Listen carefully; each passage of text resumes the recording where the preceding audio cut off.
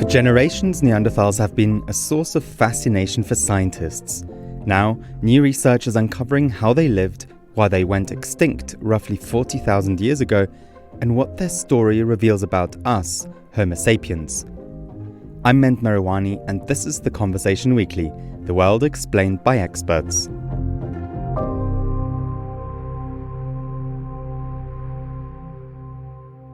Today we've got with us Benoit Tanson, head of the Science and Technology section at The Conversation in France. Benoit has been working with Ludovic Slimak, an archaeologist at the University of Toulouse III, Paul Sabatier in France. Ludovic has been studying the history of Neanderthals and their extinction around 40,000 years ago. Hello, Benoit. Thanks for joining us. Hello, man. Thanks for having me. Benoit, you've been working with Ludovic since early 2022. Can you tell us a little bit about him and his work? Yes, of course. We worked together to publish a few different articles about very interesting discoveries he made about the early migration of Homo sapiens in Europe. So he wants to change our visions about how Homo sapiens came to Europe and maybe how the different relationships we could have with our cousin Neanderthals. Okay, and what exactly drew you to this work? In fact, my own background is biology, so I'm very interested about all the life sciences research and especially human origins. I found this topic quite fascinating, answering the question, where do we come from? So when we first talked and he taught me about his research, I thought it was a really good topic for the conversation. Benoit, you've been working with Ludovic over the past few months, and he's also just released a new book in which he's made some very bold and provocative claims that really challenge some of the existing assumptions by archaeologists about the history of Neanderthals. Can you tell us what he's been arguing? Yes, actually, he's convinced that our visions of how Homo sapiens arrived in Europe are not true. Before his work, we thought that Homo sapiens arrived in Europe about 40,000 years ago. Approximately the same time Neanderthals went extinct. And from his work, he brought some evidence that Homo sapiens actually was in Europe 10,000 years before, so around 50,000 years ago. So it's quite a game changer in that story because for about 10,000 years, Homo sapiens lived with Neanderthals, but we don't really know exactly how we lived together. But this research, it can change a lot about our own history.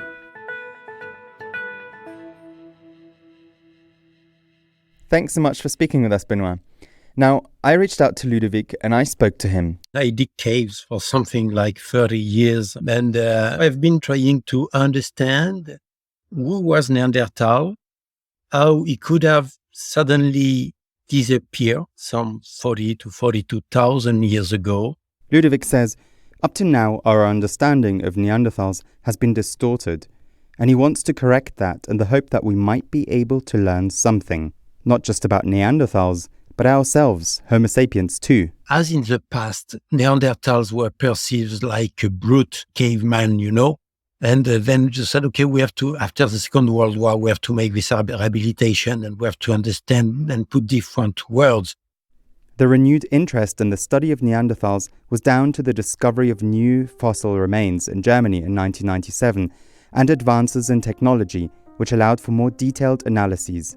Ludovic suggests that scientists at the time were wary of being sort of racist towards Neanderthals, and so they ended up projecting too much of Homo sapiens onto them, rather than seeing Neanderthals as they really were, a species which saw, thought, and interacted with the world in an entirely different way altogether.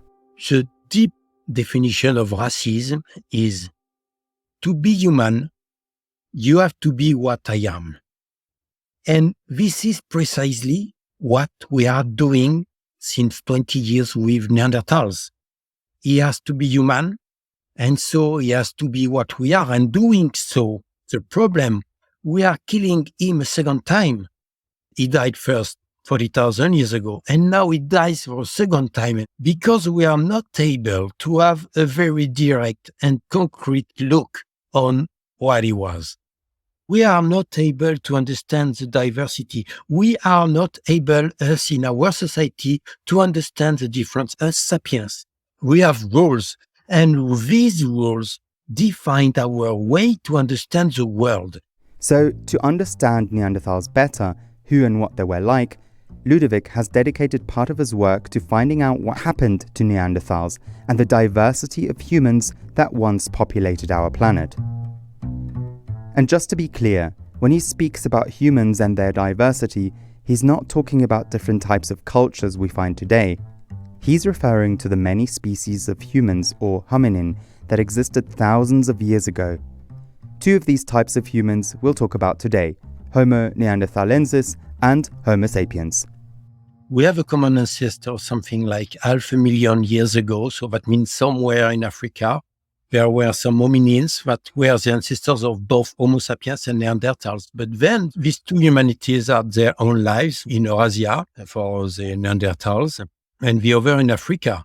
With advancements in molecular biology in the 21st century and the first sequencing of Neanderthal DNA in the early 2000s, scientists were able to prove that Homo sapiens and Neanderthals originally shared a common ancestor when both species were still limited to the African continent.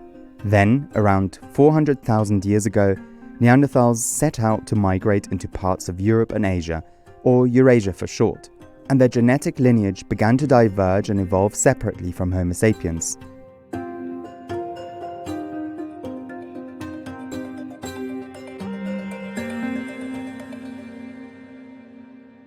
And the fascinating story began that after 500,000 years of separated evolution in completely different environments, at the end, we see that these two populations that are now deeply divergent in terms of genetic and evolution and traditions, suddenly they met again.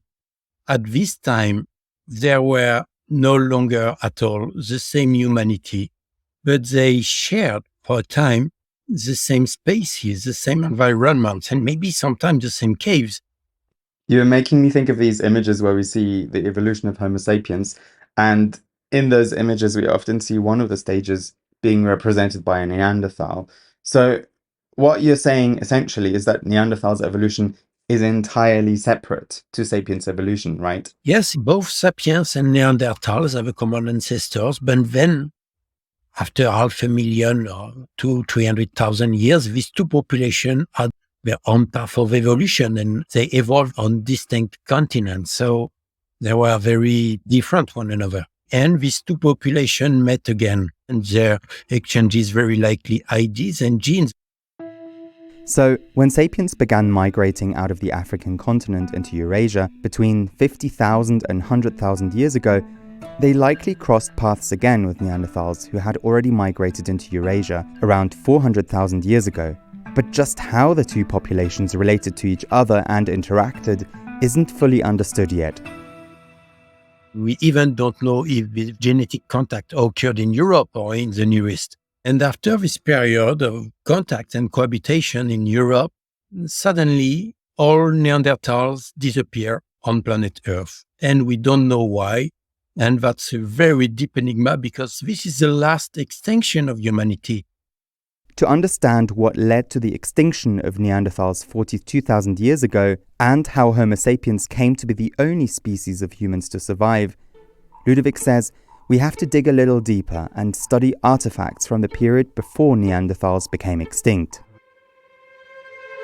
It was in 2022, while working in the Mandarin Grot in the Rhône Valley in southern France, that Ludovic came across a surprising discovery that would challenge some of the scientific assumptions about Homo sapiens' migratory history from Africa into Europe. And the Rhône Valley is something very important because it's the main natural corridor between Mediterranean Europe and continental Europe. And there, we realized some years ago that we have 12 Neanderthal layers that go from 42,000, so the moment of the extinction, to 120,000. The 12 layers of rock and sediment correspond to major archaeological periods in the site that range from a climatically very warm period 120,000 years ago to the extinction of Neanderthal 42,000 years ago. We began to work in the middle of that sequence in layers that were dated at 54,000 years. And then we begin to find incredibly modern material. And that was very modern technologies in sandwich between very classic Neanderthal technologies. The technologies Ludovic refers to are hunting tools and weapons, like spears, bows, and arrows. So when he says modern technologies, he's referring to those crafted by Homo sapiens, while classic technologies refer to those crafted by Neanderthals. Ludovic and his team found evidence of these modern tools in the archaeological records at a time when Europe was thought to be exclusively occupied by Neanderthals. The discovery, according to the team, is what proves that Homo sapiens arrived in Europe about 10,000 years earlier than scientists had previously thought. This is important because, if true, it proves a theory that other scientists had already been proposing, that Homo sapiens really did overlap with Neanderthals in Eurasia. But not only that, at the Mandarin Grot, Ludovic and his team found teeth belonging to Homo sapiens in sediment layers corresponding with a period that's associated with Neanderthals. Remember, Homo sapiens were thought to have made it to Europe in one migratory wave 42,000 years ago, so around 400,000 years after Neanderthals arrived. So after 30 years in Grotte Mandrin, we find something like 90, which can say, well, it's not a lot, but in fact, that was a pretty nice discovery. All 9 teeth should have only been from Neanderthals, but when Ludovic sent them to his colleague for analysis, he found that this wasn't the case. He analyzed them by micro-CT scan, so very high resolution. And then he told me, well, Ludovic, there's one tooth here, which is different. It's an Homo sapiens, and in fact, it's an archaic Homo sapiens. And so, in this major corridor, we had the demonstration. We published that in 2022, that we had a very early Homo sapiens migration. And the year after that, in May 2023, I published another paper in PLOS ONE explaining that what we thought were the first migration of Homo sapiens in continental Europe between 40 to 45,000 years ago were in fact the last wave of 3 waves migrations that affected the continent between 55,000 and 42,000 years ago. So what you found is that sandwiched in between the different layers of sediment that included teeth of Neanderthals, you also found Homo sapiens teeth. And that is what suggested to you that Homo sapiens migrated earlier and in various different waves. Precisely what we had were an Homo sapiens migration in Neanderthal territories. Ludovic's work is provocative. His claims are considered controversial by other archaeologists in the field. The site where the tooth was found has been linked to a technological industry, which is notable for some of the oldest and most sophisticated stone tools and artifacts, such as flint knives, blades, and scrapers. Many archaeologists have argued that these tools were produced by populations of Neanderthals, not Homo sapiens, as Ludovic now believes. Ludovic dismisses this. He says Clément Zanoli, his colleague at the University of Bordeaux, who analysed the tooth, was 100% sure that the tooth belonged to an archaic Homo sapiens, not Neanderthals, meaning it's more likely it was sapiens who produced these tools. Before we continue, I wanted to tell you about a podcast that we absolutely love listening to. It's Outrage and Optimism, a useful weekly guide for anyone wanting to make sense of the complexity of the climate conversation. Whether you're suffering from climate grief or anxiety, are already fired up, full of hope, and taking action, or somewhere in between, the podcast will help you navigate feelings of outrage and optimism, and leave you feeling informed and inspired. Hosted by Cristiano Figueres, Tom Rivet-Carnac, and Paul Dickinson, the trio share their expertise, insight, and humour with the world's climate thought leaders, making the show the leading, global, independent climate podcast. Search Outrage and Optimism wherever you get your podcasts. We'd highly recommend you check it out. In May 2023, Ludovic and his team published the remainder of their findings in a paper, arguing that what scientists originally thought of as the first wave of colonization of sapiens from West Asia to Europe was in fact the last of 3 waves, and each migratory wave yielded its own distinct culture, the first taking place 54,000 years ago, followed by the second wave 45,000 years ago, and culminating with a third wave around 42,000 years ago. This was happening while populations of Homo sapiens elsewhere were expanding into other regions of the world, including Oceania. We have at the eastern end another major historical event, which is the colonization of Australia. And so by 60,000 years ago, precisely at the same moment, we have another migration of Homo sapiens that conquer a new continent, where there were no Neanderthals, but only huge mammals like kangaroos. And so we have huge expansion of this Homo sapiens population that conquer all the eastern end of Eurasia and all the western end of Europe. And all that is at the same precise moment, and it's very likely that we have here a major event and a major at the scale of the human history. So the expansion of human beings happened at a very fast pace and across huge territories, and at the same time Neanderthals were also following their own migration paths parallel.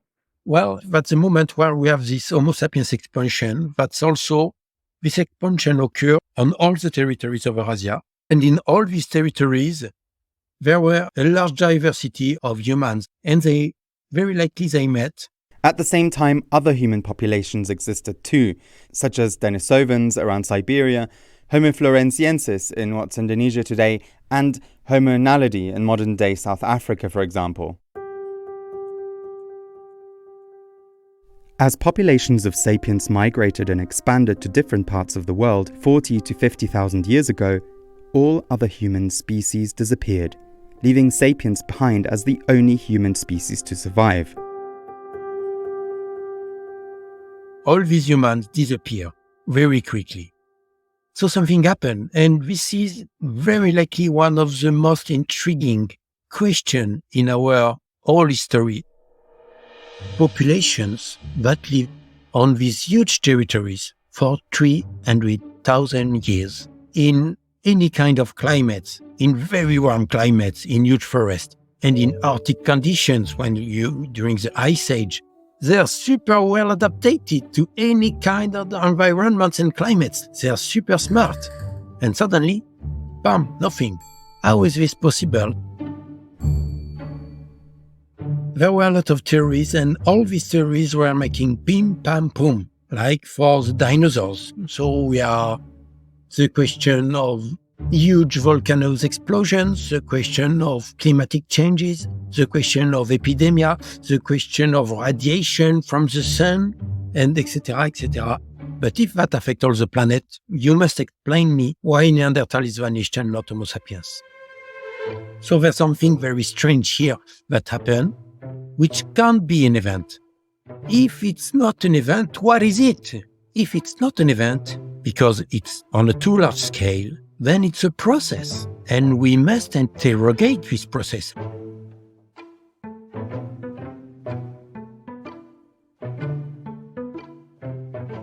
To try find any clues about what that process might have looked like, Ludovic set out to study the tools Neanderthals and Homo sapiens had crafted more closely. His hunch was that by examining the tools and tracking their development over the course of Neanderthals and Homo sapiens' migratory evolution, this could perhaps tell us something about why one species survived while the other didn't. In 2016, Ludovic got on a plane to Harvard University's Peabody Museum in the US. The museum holds a range of tools and artefacts belonging to Neanderthals and sapiens that were uncovered in the Ksar Akil cave and the outskirts of Lebanon's capital Beirut. Over the course of 3 years, while comparing the flint stones that had been found in Lebanon with those found in France, he noticed something about the way the flint points at the top of the spears were crafted. The flint points Homo sapiens had crafted during their evolution in the course of their migration to Europe all looked strikingly similar to each other, despite the fact that some of them had been made tens of thousands of years apart. There's a million ways to produce a flint point, and suddenly I realized there was the same technology to make the same point. If you measure them at 1 millimeter, there's no statistic difference. We are 2,000 kilometers from the Rhone Valley in the East Mediterranean coast. That was stupefying. But there in that site, we knew that this technology were made by early Homo sapiens. At a point, I realized something that my colleagues never precisely understood before that. I realized that if you take Homo sapiens tools or weapons, technology, whatever they are, 100,000 years old or 55,000 years old, after you saw 100 of these tools, the 10,000 after that are precisely the same. So we have a process of standardization of production in series that is very specific to our species. But now if you take Neanderthal tools, they are nice also. They are also impressive, some of them. I think nobody is able to reproduce them today. But there's something else, because this tool, it's something unique. That means even if you see 1 million flint tools after that, each of them will be different from the others. That's something crazy that is systematic among all Neanderthal societies, all Neanderthal technologies that we never see in Homo sapiens. What he's arguing is that Homo sapiens standardized their method of producing these tools to make them more efficient, but Neanderthals didn't. Their tools were all made in different ways, with seemingly no standard method. So you don't see the standardization of tools in Neanderthals in the same way Homo sapiens were standardizing their tools, right? It's not simply that each Neanderthal tool is unique. It's also that when you take a Neanderthal tool and you have a look on it, and you see that the craftsman, when he was making his tool, is going to play with the morphology of the boulder, with his texture, with the color of the flint. Sometimes he just follows the colors like that. When it makes a transformation, he creates his tools. And so Neanderthal is in dialectic with the raw materials, with the elements he's transforming. While when we are dealing with an Homo sapiens technology, Homo sapiens has an idea and is going to force all the raw materials to be transformed to his own idea of what is a good thing, what is the reality of the world. And that gave a result of hyper-standardization. For Ludovic, it's this discovery in which might lie the clue for why Homo sapiens have survived and Neanderthals didn't. He says the flint stones suggest Neanderthals were far more creative than Homo sapiens. Homo sapiens, on the other hand, he says, are efficient, they think the same, and dislike divergence. He argues it's not that Homo sapiens wiped out other humans, but rather our tendency to categorize, systematize, and standardize everything we do and encounter might have placed us at an evolutionary advantage over fellow human species at that time in history.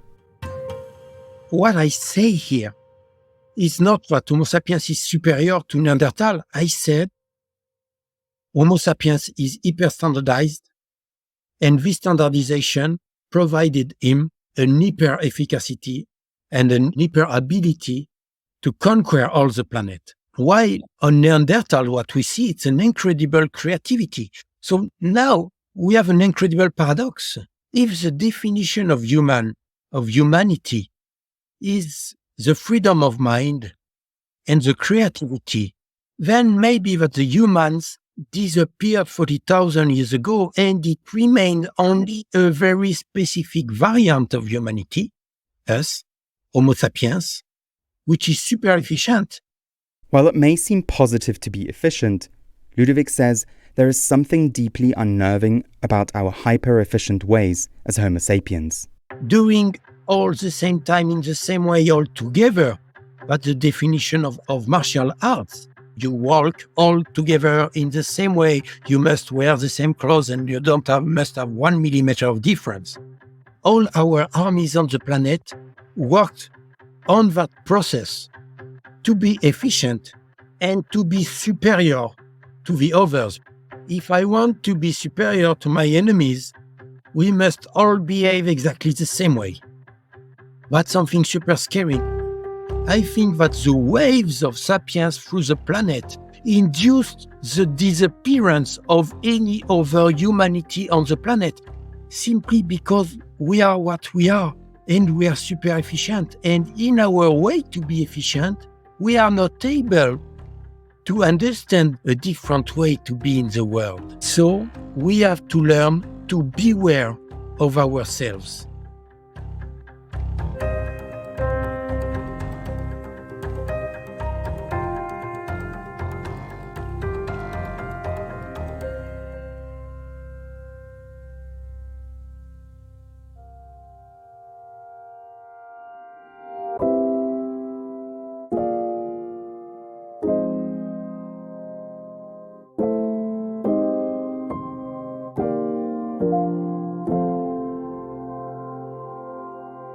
That's it for this episode of The Conversation Weekly. It was written and produced by me, Mend Mariwany, with assistance from our producer Katie Flood. Gemma Ware is the executive producer. Sound design was by Eloise Stevens and our theme music is by Neeta Sarl. Stephen Kahn is our global executive editor. Alice Mason runs our social media.